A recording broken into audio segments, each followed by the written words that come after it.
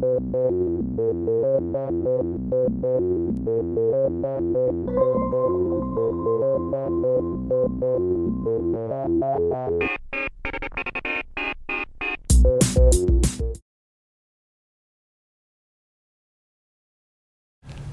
and welcome back to the History Hut. I'm Jim, this is Dr. K, and we're talking about Scottish history. So if you've been following along, we're at a point now where maybe everything's kind of cooled off a little bit. But you mentioned Viking attacks last episode. That's right. So we've got the Angles and we've got the Britons and we've got the Scots and the Picts, and it looks like everything's kind of, settling down a little bit. And now we have this other thing that happens. Now, if you want to find out a kind of general picture of what the Vikings are up to, oh good, that's very funny. A picture of what the Vikings are up to kind of throughout Europe. All you have to do is go to the other history huts that have this hat on. And I remember distinctly banging my Viking workplace horn hazard. across. It's a workplace hazard. That's right. That's why they didn't catch on. Just kept turning, and of course they didn't actually have these on their hats. It's just a kind of modern fabrication. But if you just look for the other history huts with this, then you'll get the general picture of what the Vikings are up to and who they're annoying and who they're attacking. But for us, the Vikings... Spoiler alert, everybody. That's right. Just about anybody that they could find. Anyone they could find. And they could find lots of people because, of course, they had those great long ships that could make their way up every river system in the Western world. So, generally, of course, we think of them as kind of nasty creatures. But in fact... And in the other history huts who talk about this, Viking or Scandinavian historians have been going back and kind of rewriting their history and saying, oh, we brought lots of good things to lots of people, and so anyway. But there is a kind of interesting part to this as well, even for the Scots, because it looks as though they made peaceful visits centuries before. So it's almost like Monty Python. Nobody expects the Spanish Inquisition. If you want to Google that or YouTube that, nobody's really tooled up, it seems, for or nobody's really ready for this new kind of gangsta bitch. Nobody's ready for this new kind of mean, kind of typical Viking that we think of when they come back. So this is actually new material, of course, and it's according to Julian Richards, who's this awesome archaeologist, and he did a series not all that long ago. And you don't know when this is, so it could be any time. It could have been 2 centuries ago. But did a series called The Blood of the Vikings, Life in the Viking Age, and I believe that was for the BBC, and you can probably go online and get little bits of it. And he says there's lots of evidence now of trade visits between the Norse and the Islanders in the north of Scotland dating back to at least the 600s. So that might have been why the raiding Vikings of the late 780s, 790s would have been so unexpected, because we know that they begin to pillage Iona and Skye in the Western Isles in 794, and that they hit monastic centres first because those were like giant cash machines. It was like having an ATM just in sparkles glowing. And we know that places like Iona suffered a number of attacks, ending in the slaughter of 68 monks in 806 AD, and then more of them went on to be martyred in the 820s for refusing to give up the greatest treasure of all. And of course, to the Vikings, that would probably have been like what we would consider to be real treasure, like, gold and stuff. But for the monks, of course, the greatest treasure was the relics, or were the relics of St. Columba. And probably the Vikings would have been like a bunch of bones. Oh, yeah, not all that interested. But of course, the Vikings have the technological edge. They've got the long ships with the iron rivets. Plus, they could have made hats with bones out the sides. That's true. Oh, yeah, they could have had like official St. Columba relic hats. I'm just saying. That would have been good. That would have sold. Could have sold them back to the people. That's make money. They'd have been like, oh, I have a Viking hat with 2 tiny finger bones of St. Columba on either side, but it would have worked. If I was a Viking, I'd be raking in the ducats. So if only, well done, if only they had been Christian and realised the market in that, but at this point they weren't. They were all like, kind of like the Vikings didn't have a marketing they didn't have a marketing department, and I think if you look back in history, that's something that hurt them in the long run. I think you're probably right, because when you know your market, you can make a killing, and they were doing so well economically and all the other. They were making a killing. Don't get me wrong. Oh, stop it! So they have the technological edge as well. They've got their long ships, and each ship could carry 24 men at least. And the Vikings, fast and furious. But as I said, modern day Scandinavian historians have kind of cleaned up their image. So in the Blood of the Vikings series, he says, Julian says, that Viking fellowship started raiding England, Ireland, Wales and Scotland on a regular basis, but before that, and before their quest for wealth and power, they were in touch with these other areas much earlier on, and it may not have been violent. It may just have been the occasional trade encounter, and people are like, oh, whenever you see those guys with funny helmets and the long hair and the nice knees, that's the Vikings, and they'll probably just want to trade with you or play football, so don't worry about it. And then of course they come back in 794 and they're all like, go, and get the treasures. So it wasn't all just violence and pillaging? Well, some of it, a little bit of it was. So one of the questions that we addressed in the history hunt on the Vikings overall was why they were on the move. And so I'll just give a little shorthand for those that haven't already gone to look at those. There are a few things. Climate change, there's a plague of cold weather, and they're not used to it either. The Norse in particular, of all the groups, are suffering from overpopulation and a shortage of land, and the Norse have the worst problem. They were exploiting the Sholen mountain range that separated Norway and Sweden, and that was a place that they could get lots of materials for tools, but only 3% of the landmass of Norway was actually arable and could be cultivated, so you have more people and not enough resources. And they also experienced some political reorganization under some of the Norse kings, like King Harald Fairhair, start to take land back from warriors that didn't support him and exile them. So the Norse have a number of reasons for being kind of on the move. They're looking for new lands. They're also always looking for timber because they're building their long ships. So they're looking for new lands, and of course that means island hopping. So they're kind of hopping across from Norway, and they hit places like the Faroe Islands, the Shetland Islands, and the Orkney Islands, and the Faroe Islands, and then Greenland, Iceland, Greenland, and North America, where we happen to be, in the place that they come to in North America is at the very least the northeastern corner of Newfoundland, Landseau Meadows. But there's been indications in the last year with global warming and melting of ice and things that they have in fact, that the Norse did in fact get further into northern Canada, and that was just all kind of in the realm of mythology until fairly recently. So they have you have all those factors, and then people like Julian Richards have added some other factors. That Scandinavia becomes wealthy through trade, and of course they've got the best ships, and the ships are fast, and so they're really good trading partners. And the natural Viking products were furs and walrus ivory and amber, and these are all highly valued in places like Europe, and so that gives them the impetus to seek out more trade partners. So they're looking for places to settle, places to exploit, and places to trade.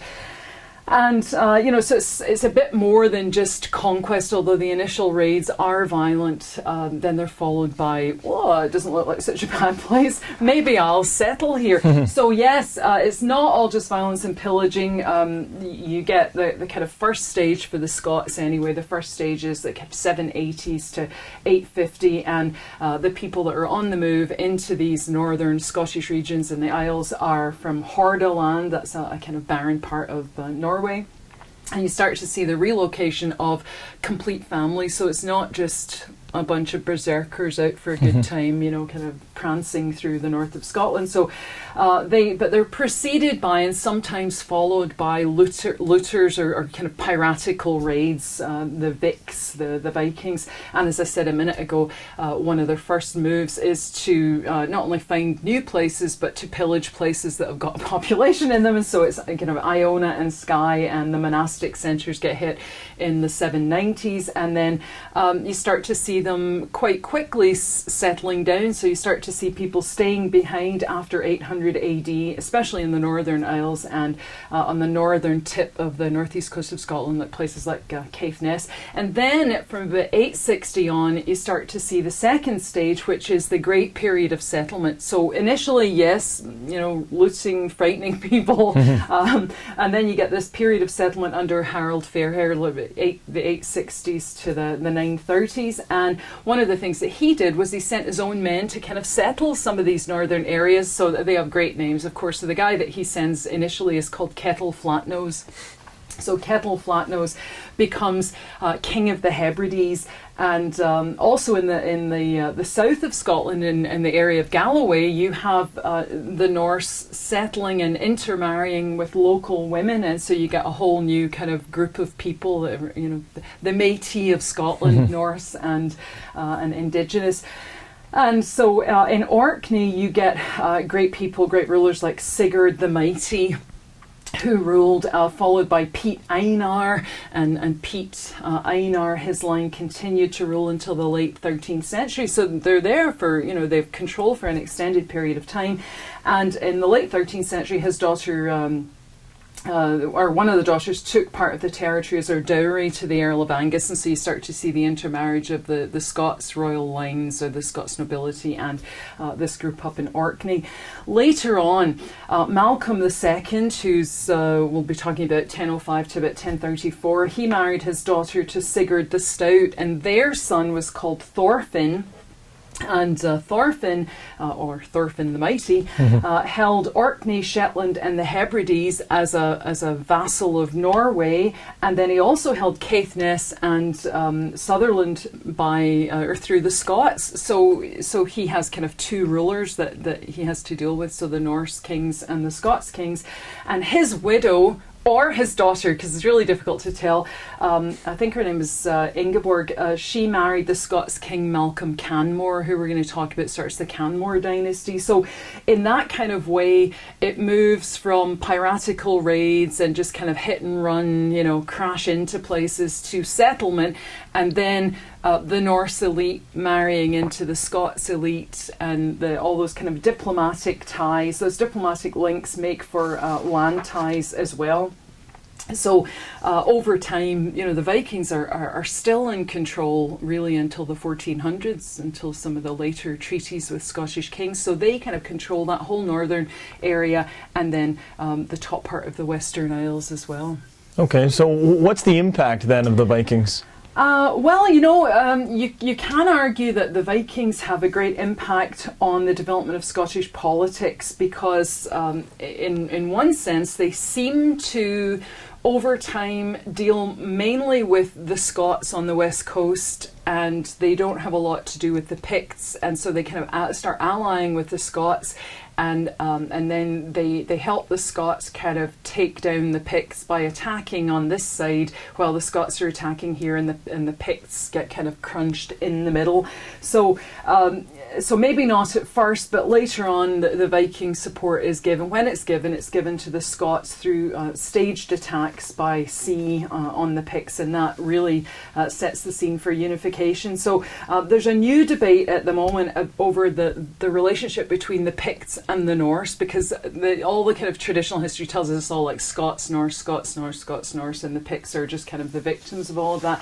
But what you see here, as you would see in many places, is the incredible flexibility of alliances during this era when the Vikings are influential. So the Annals of Ulster show us that the Norse and possibly the Danes were in Scotland, or Alba as it soon starts to become known, battling against the Picts alongside the Scots. So that's one. So in the 830s, but 839, you've got the Scots and the Norse and the Danes versus the Picts, and then you have Scots-Viking intermarriage. So you have Olaf of Dublin, also sometimes called Olaf the White. He married the daughter of the Irish High King, and also the daughter of Kenneth MacAlpin, the man who would unite the Scottish and Pict lines.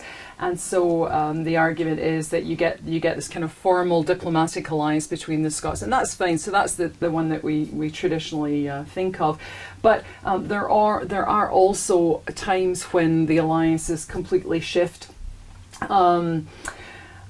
There is one other kind of famous one that shows the Scots-Viking alliance, and that's during the reign of MacAlpin's son Constantine in the 860s and 870s. Olaf of Dublin leads a number of raids on Pict land, and he also conquers the Strathclyde Britons, and we talked about them. They were at Dumbarton, and I think we mentioned in one of our earlier moments together that the Britons had been quite strong in that area, and of course Dumbarton is a really probably easy place to defend, but on two different occasions it's laid siege to by Olaf, and in the second occasion he cuts off their water supply, and so it manages to kind of isolate them and then take them down. So you see that again, and in that raid the Vikings took 200 ships full of prisoners back to the Dublin slave market for sale in the Islamic markets in the Mediterranean, and there are no Scots names on the prisoner lists. So on the list of people that become enslaved, it's Britons that are enslaved, but not Scots, which again kind of indicates that the alliance is fairly strong.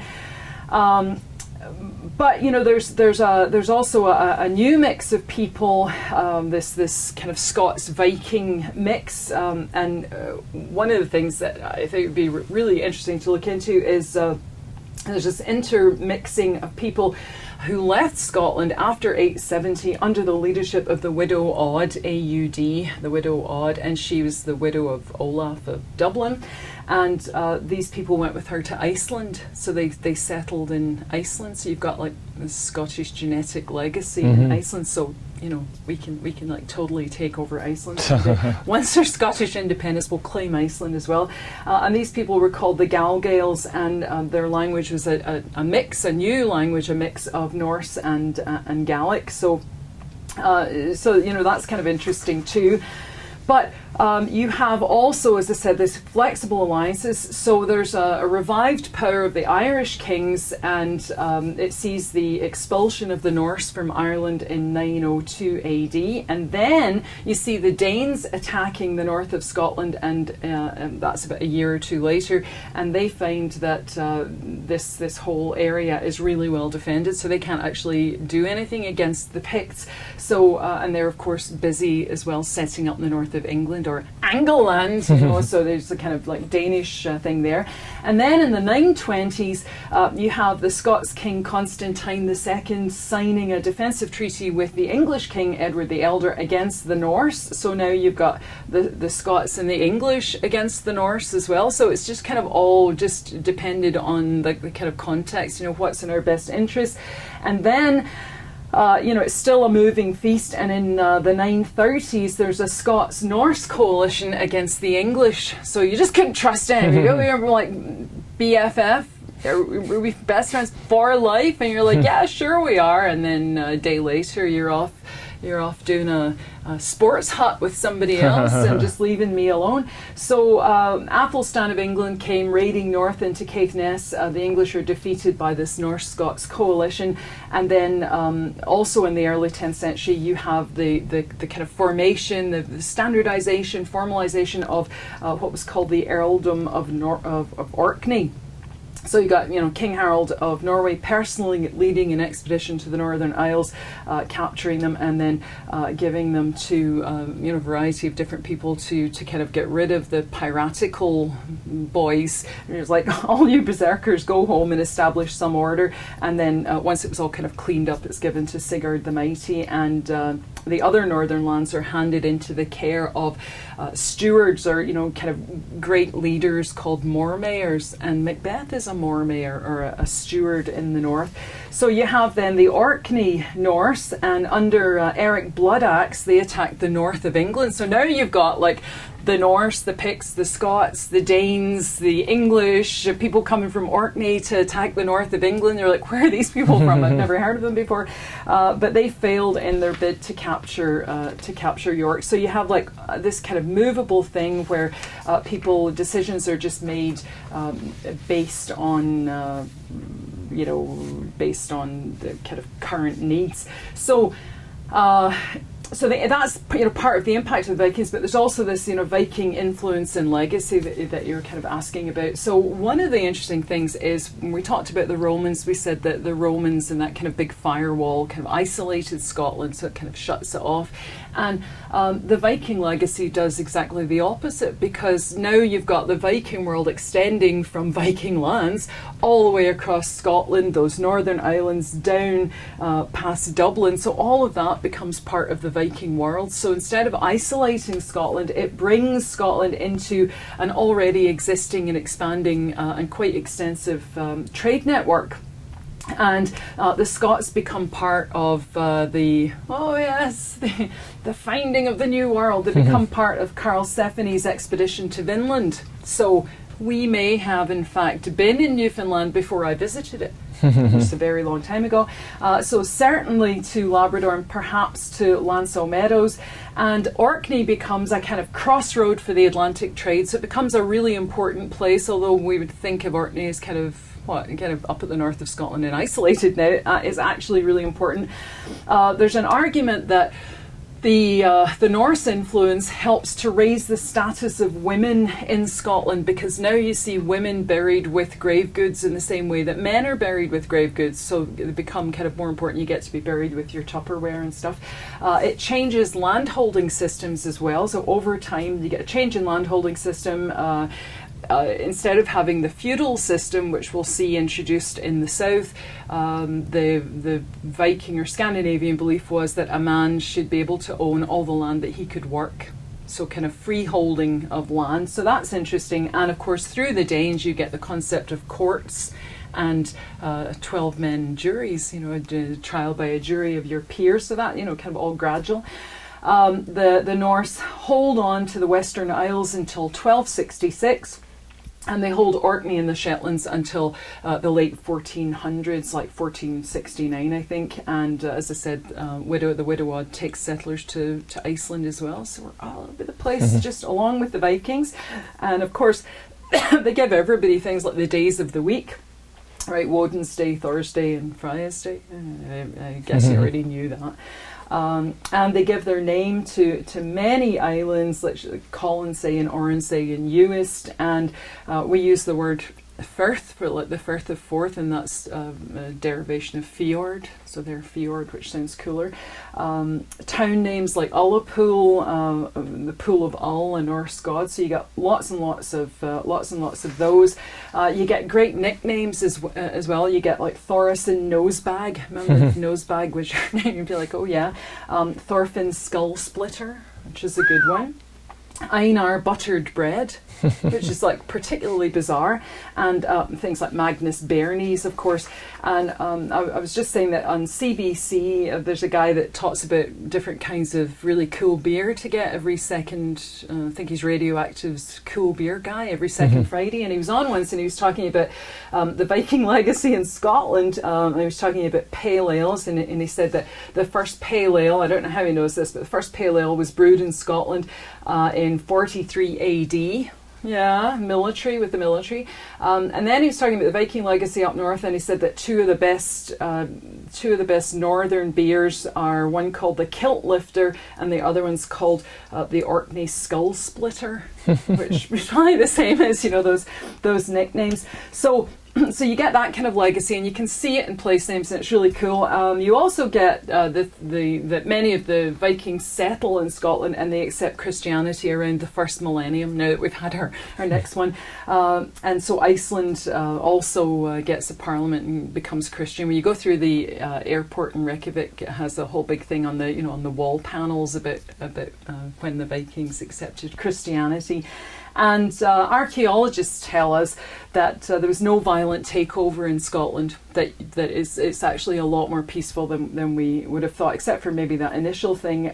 There's very little evidence of destruction or of the local people building defensive towers for this kind of Viking incursion that takes lasts over hundreds of years.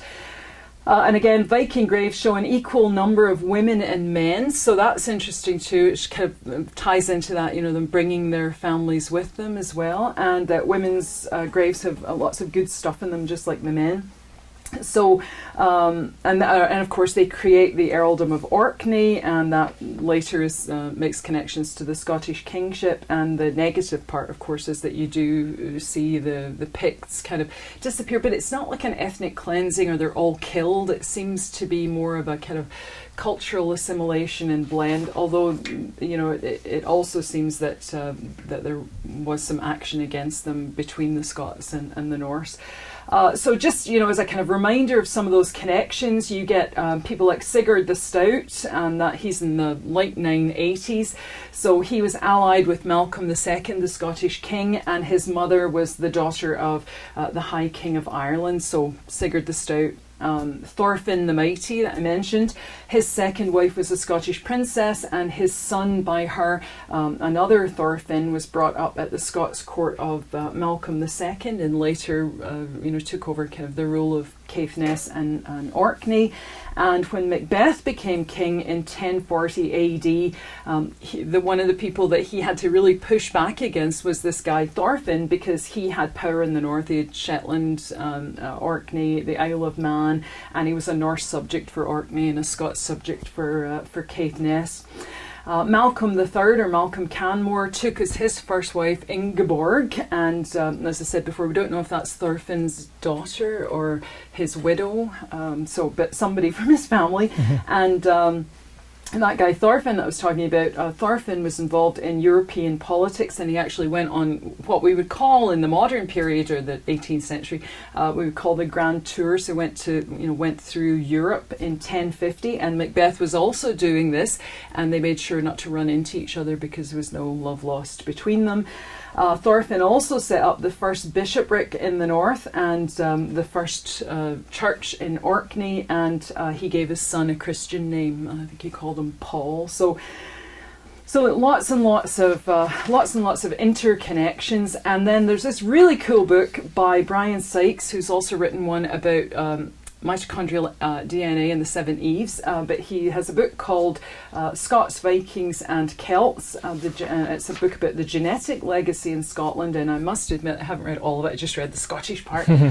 But he says in his new book that in the Northern Isles they were doing like DNA swabs of people in Tesco's and things, and so in the Northern Isles they found an equal number of Norse Y chromosomes and mitochondrial DNA, so that means that the Norse brought their wives with them, and it shows that Viking settlement was peaceful and substantial, so that kind of backs up some of the archaeological stuff. And he shows that there's a genetic affinity between Ireland and Scotland because the Irish Y chromosome infiltrates to the west of Scotland. That might have to do with the move of the Dalriada Scots, but we also know that move might not have taken place. But in some of his other work, he points out that it's really almost impossible to differentiate between the Angles and the Saxons and the Vikings in terms of DNA, because they all come from such a small area.